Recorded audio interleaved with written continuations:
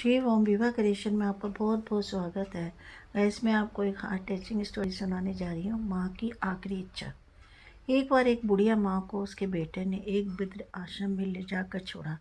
उस माँ का एक लौता बेटा था जिसके लिए माँ ने जीवन भर संघर्ष किया। इस बेटे के लिए वो सब कुछ किया जो एक माँ को करना चाहिए था, माँ कर सकती है, और आज भी अपने बेटे को किसी भी तरह की परेशानी न हो, इसलिए आश्रम रहने के लिए भी तैयार हो गई।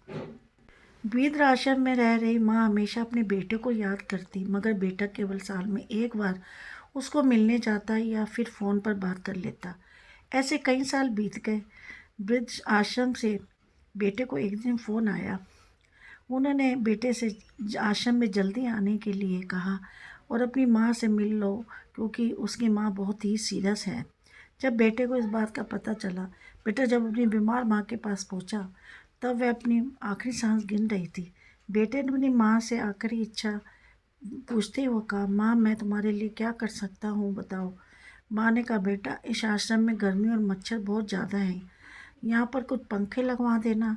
फ्रिज ना होने की वजह से यहाँ पर हम बूढ़ों को कई बार भूखे पेट ही सोना पड़ता है, क्योंकि किसी ने दिया हुआ खाना खराब होने से नहीं बचा पाते।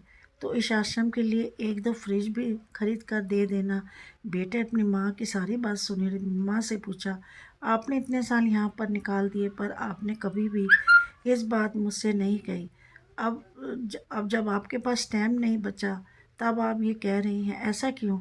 माँ ने कहा, बेटे को जवाब देते हुए कहा, बेटा मैंने गर्मी, भूख और पीड़ा सहन कर ली, लेकिन मुझे पता है कि जब तेरे बच्चे तुझे यहाँ छोड़कर जाएंगे तब तू ये सहन नहीं कर पाएगा।